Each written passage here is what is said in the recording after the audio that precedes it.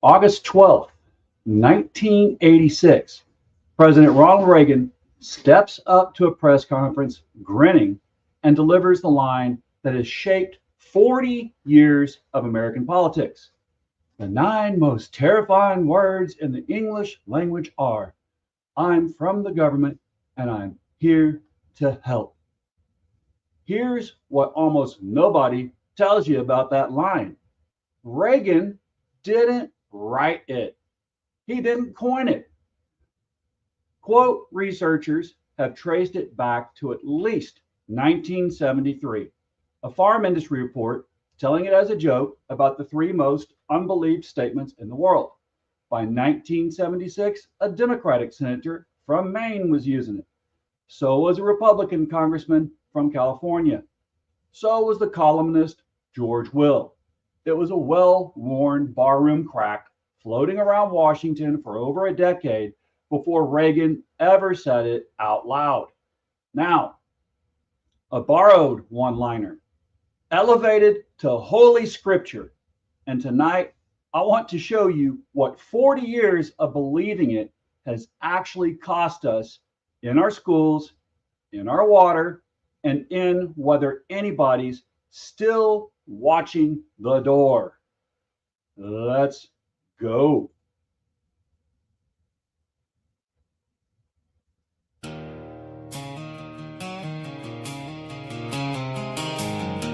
Standing for life, liberty, and the pursuit of happiness, built upon the shoulders of... Welcome to the Hillbilly Think Tank with Spencer Keck.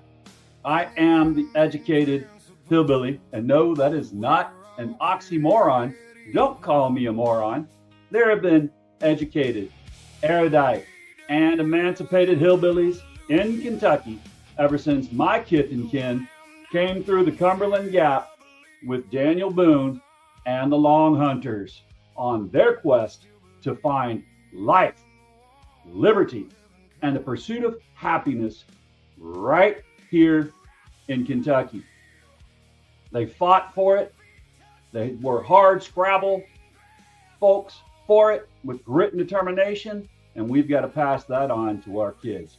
I'm Spencer Keck, retired Navy doc, combat veteran, and candidate for magistrate here in Hardin County on the Hardin County Fiscal Court, District 3. Now, first segment. Let's start with the thing that makes that quote fall apart the second you think about it for 10 seconds. I'm from the government and I'm here to help. Who is that exactly? It's the fire department. It's the paramedic cutting your kid out of a wrecked car with the jaws of life. It's the National Weather Service telling you that there is a tornado 19 minutes out from Elizabethtown. It's the FAA controller keeping 2 airliners from occupying the same piece of sky over Louisville, Kentucky. It's the water treatment operator on the graveyard shift making sure what comes out of your tap won't poison your grandbaby. It's the meat inspector standing between your Sunday dinner and a bacteria that could kill you. Now, it's also the Fort Knox soldier.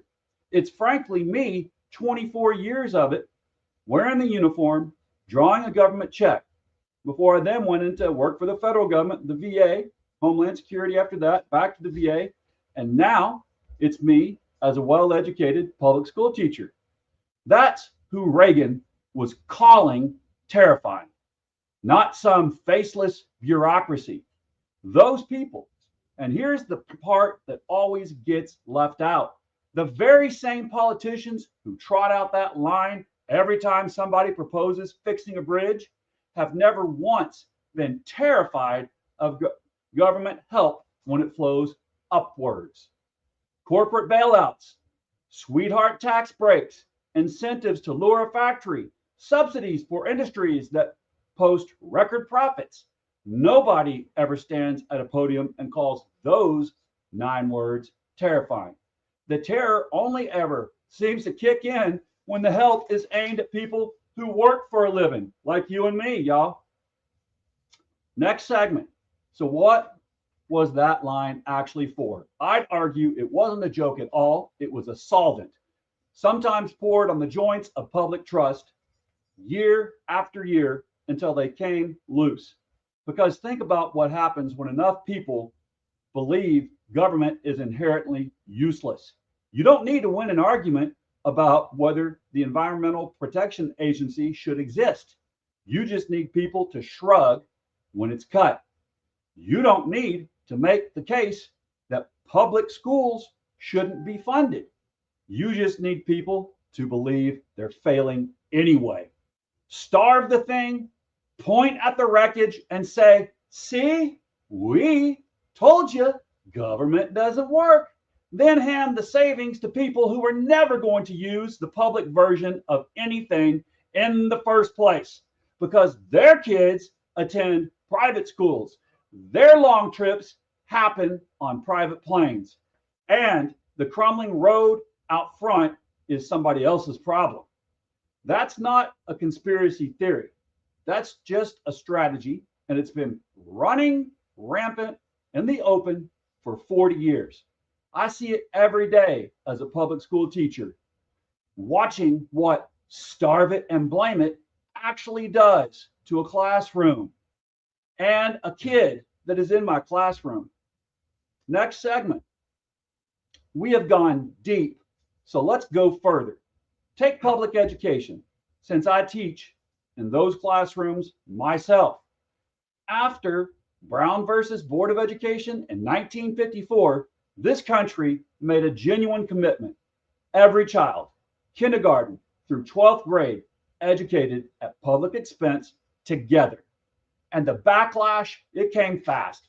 Historians have documented the wave of private segregation academies that opened across the South specifically, so certain families wouldn't have to comply. Now, that's not a slur, that's documented history. And it's the seedbed a lot of today's private school politics grew out of. Now, look at the money today. Wealthy families routinely pay $25,000 to $50,000 a year per child for private K through 12. And it is a simple, observable fact that the loudest champions of pulling public dollars out of public schools through vouchers, through so-called education savings accounts, are very often people whose own children have never put their foot in one of those public schools. I'm not going to tell you I can read anybody's heart. I'll tell you what the policy record shows us. Money moving out of the schools that serve everybody and toward the schools that serve only some. And Kentucky voters have already had their say on this plainly. In 2024, Amendment 2 would have opened the door to public funding for private schooling in this Commonwealth. Kentuckians rejected it decisively in every single county of this state. Not one county said yes. That's a Commonwealth that knows what its public schools are worth, even when the politics are saying otherwise. Now, Republicans we elected have defunded public education from the federal government all the way down to the state. Remember Bevan's war on public school teachers? When that funding source began driving up, local county school districts were forced to drive up property taxes to try and shore up the school budget shortfalls from the federal and state governments. Now, this has led to underpaid teachers. Underpaid teachers with massive college debt can only teach with passion for so long before the pressure of teaching and the pressure of American affordability crush their eager passion to keep teaching. They look for employment and other jobs where someone with a master's level education, master's degree, can make enough money to pay for a mortgage, kids, groceries, credit card debt, and bills. Now, y'all teachers spend so much money on pencils, paper, and other classroom supplies while teaching than my teachers spent on students in the 70s and 80s for supplies that parents normally would have been buying for their kids in the 70s and 80s. Fewer and fewer people with a passion to serve the community get a degree in education. They bypass teaching professions just to get a degree where the job later will pay them enough to pay off college debt. Teachers are the very same people we expect to educate our future doctors, nurses, and engineers. You know, those good paying careers where you can actually get a job after college to pay off college loans. So here we are, not enough teachers in a country where one party constantly lies about public school teachers, defunds and decimates the Department of Education, and then complains about the education system they designed to fail, so that teachers to student ratios climb to 37 students to every one overwhelmed and underpaid teacher. This is like a city that refuses to buy fire trucks for its fire department, and then a city official complains when her house burns down and no government officials arrive to put out her house fire. We now have a shortage of doctors, nurses, and engineers in our nation. And everyone is surprised when the only folks that can graduate from our engineering colleges are foreign students here on student visas. Our engineering colleges are still some of the best and most sought after in the world, but we cannot pay enough teachers in public schools to educate our future STEM degree seekers. That's those science, technology, engineering, and mathematics teachers. So, y'all, this whole idea that Reagan's aphorism, it says everything we need to know about government. Well, come on, it's absolutely the craziest thing actually that I've ever heard in my life. And it just took looking at life to realize it. Less than a week away from a new school year. As teachers, obviously, there's a lot we spend our own money on. Oh my gosh, yeah. I mean, just, you know, a box of crayons, depending on if you get it on the for sale, it can really go up. Right, parents, how quickly those school supplies can add up, but we're not the only ones spending money on them. It's true.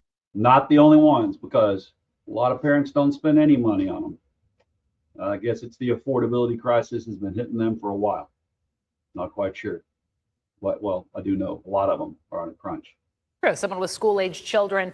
I know from talking to our girls' teachers that oftentimes they buy some supplies with their own money, but is it really in their budget?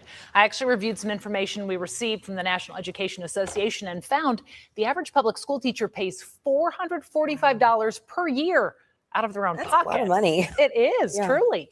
And meanwhile, 87% of teachers are concerned about low pay, with 40% of them working second jobs just to make ends meet. Man, so tonight we are amplifying the voices of those teachers, highlighting how they budget, what they buy, and who can pitch in. KSHB 41 News reporter. So it's not just me making this up. It's absolute fact. But again, we're supposed to be educating our future leaders, our future doctors, lawyers, nurses, plumbers, aircraft mechanics. Now, next segment. First, let's see, we got a comment here. All right. So we got the better weather saying we pay half our wages to taxes. Our children should be 100% taken care of. End of story. Yep, But they're not, because it's just the system is designed not for the working class family and the ever shrinking middle class family. All right, now here's where 40 years of government can't do anything stops being an argument and stops being a bill that is coming due. And I mean this week. Right now, the FBI is investigating cyber attacks against American water systems. More than 30 water sites in Minnesota, 9 in Michigan. Federal authorities say at least 7 states have reported incidents. In 2 Minnesota towns, attackers reached the operational technology. You know, that technology that is the programmable controllers that regulate treatment and pressure, the actual machinery that decides what comes out of your faucet. Intelligence officials have pointed towards Iran. The FBI has not officially named a culprit, regardless of what the intelligence officials tell the Department of Justice, the FBI. And here's the sentence in that reporting that I cannot stop thinking about, y'all. Local water plants are more vulnerable than almost any other infrastructure because they don't have the money or the staff to install current security patches. That's it. That's the whole vulnerability. Not some exotic technology gap, just some small public utilities in small towns that were never funded well enough to hire the person who keeps the door locked. 40 years of being told that the government is the scariest thing you can hear, and now a foreign adversary is knocking on the control systems of our drinking water. And the reason they can is that we never paid for the lock. When the president was asked about the Minnesota attacks, he pivoted to attacking Minnesota's Democratic state government.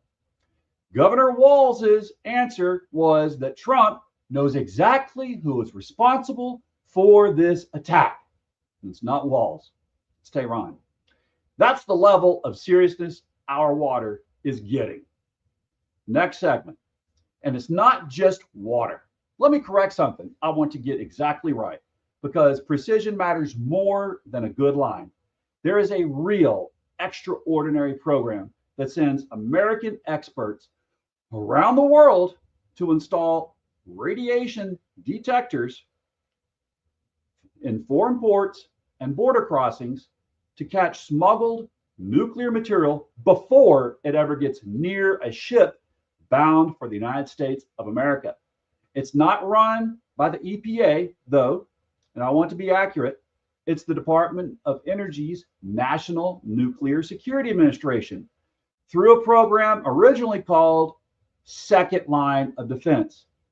Now the Office of Nuclear Smuggling Detection and Deterrence. It started in 1998. It operates in dozens of countries, and it exists precisely because poor nations often cannot afford the detection equipment themselves. Imagine that. Which makes them the obvious weak point for anyone that is trying to move nuclear material. Now, that is exactly the kind of work nobody ever thanks a government employee for. There's no ribbon cutting for a bomb that never arrived. Nobody gets reelected on a catastrophe that didn't happen. And that's the deepest danger in Reagan's 9 words. The most important government work is invisible by design. So it's always the easiest to cut, and it's the hardest to defend. Michael Lewis wrote a book about this, and it was called The Fifth Risk.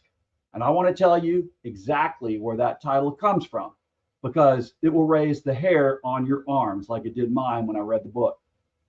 Lewis went to the Department of Energy and sat down with a man named John McWilliams, a risk management expert who had served under the Obama administration. Lewis asked him a simple question.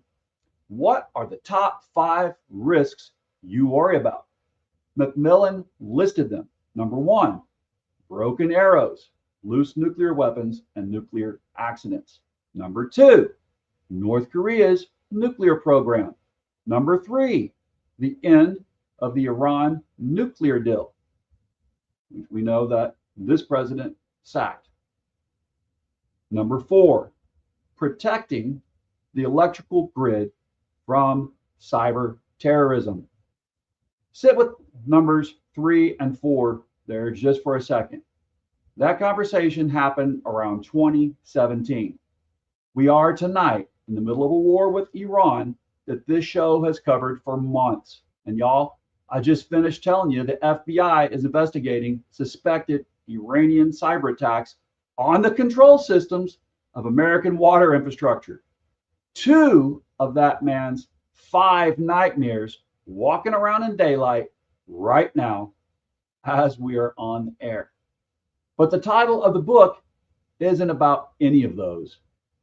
It's about risk number 5, project management, the slow, boring, unglamorous work of maintaining the systems that keep the other 4 from happening.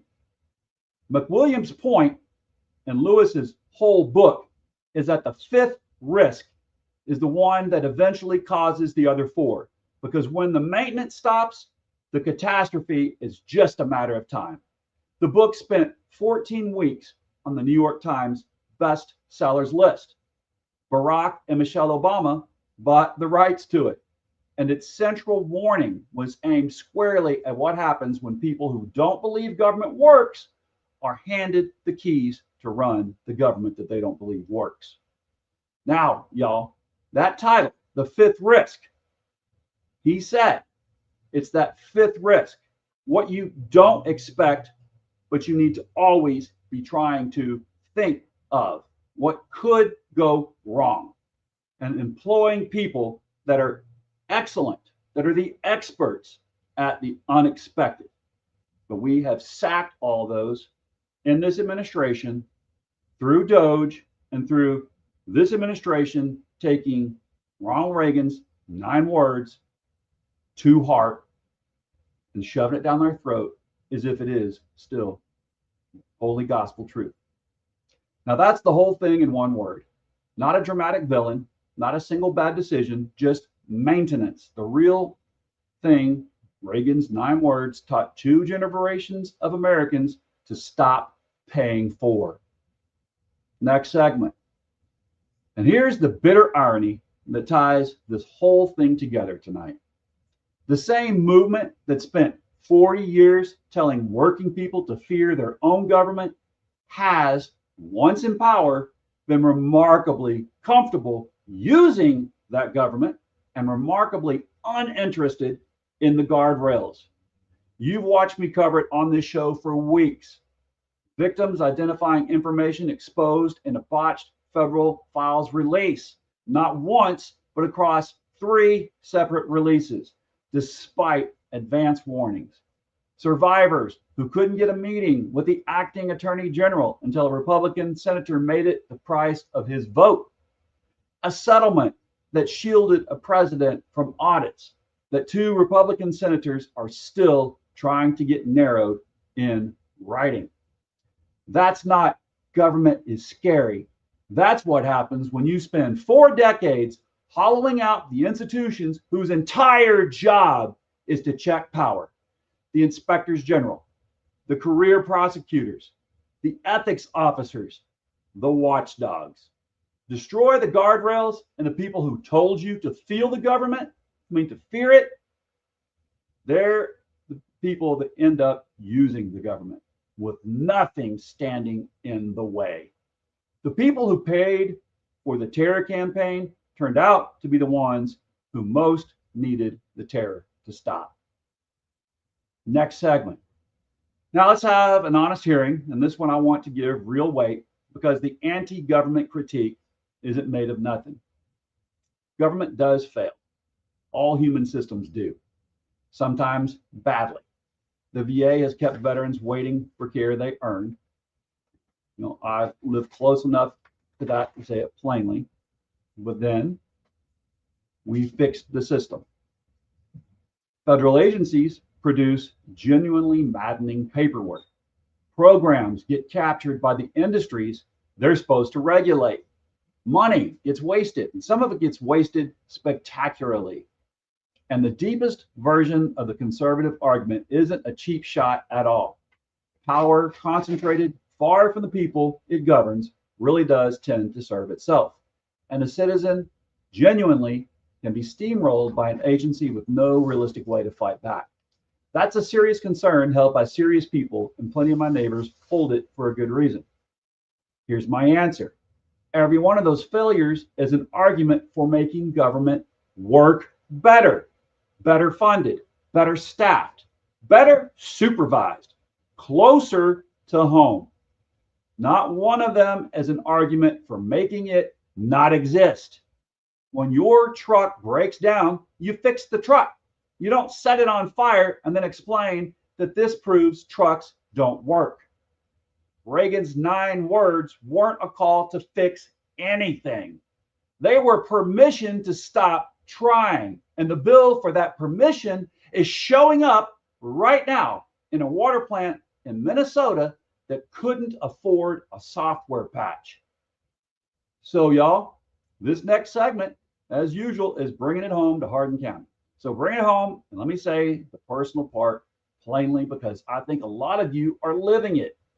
I hunt, I fish, I target shoot, I grow my own food.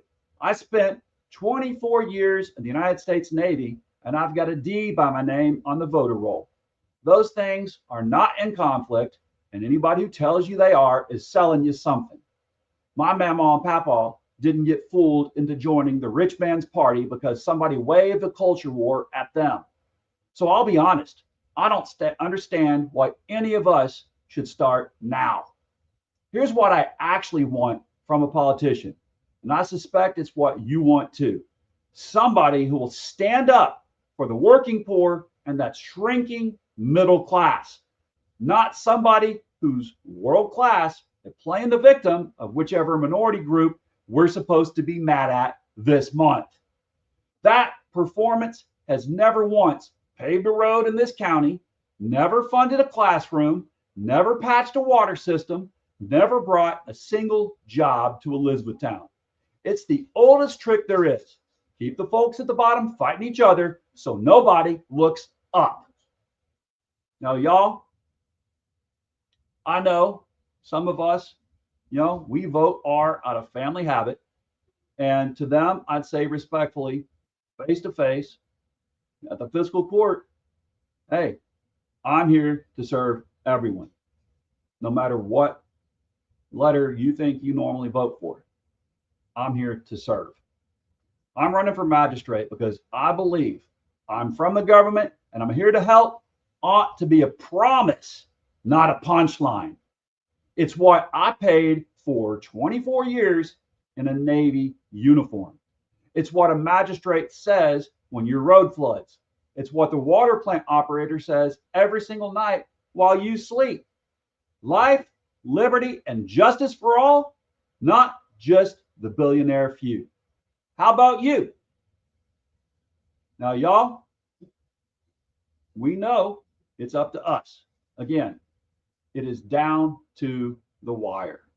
We're now we're about 3 months actually out from the election in November.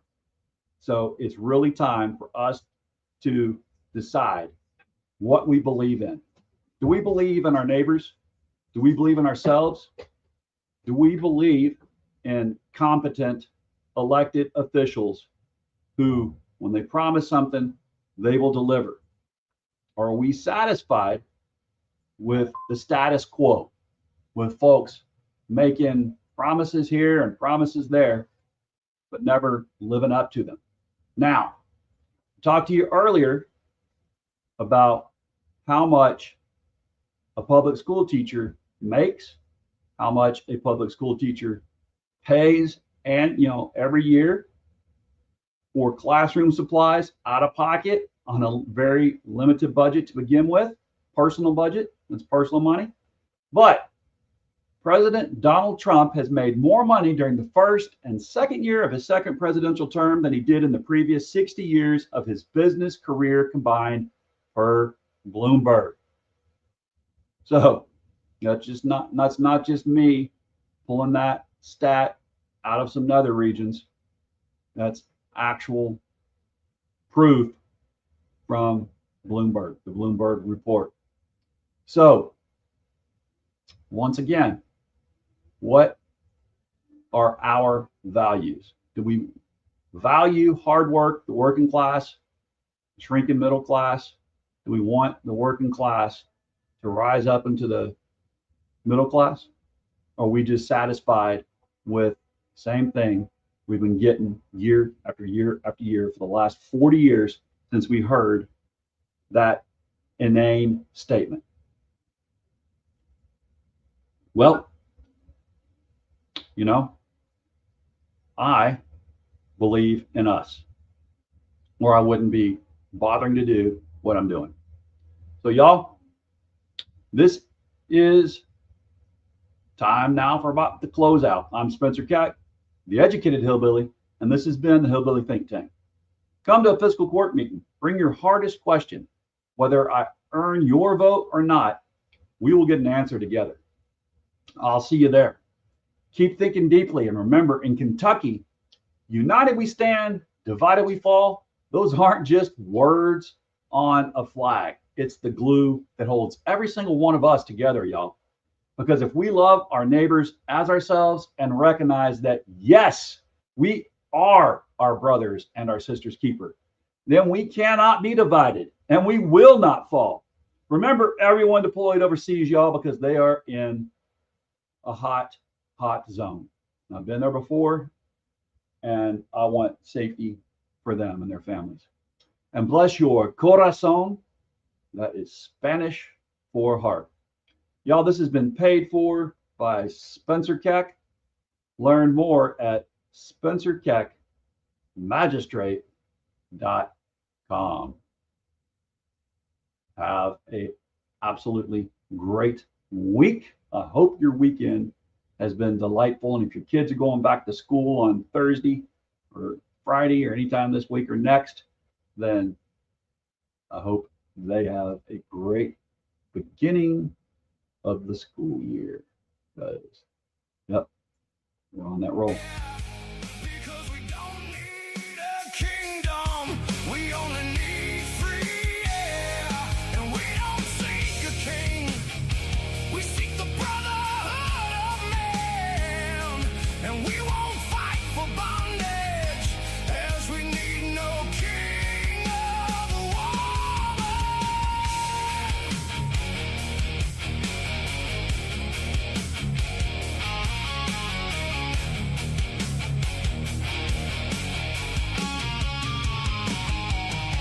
We will stand undivided, because we will raise the fallen.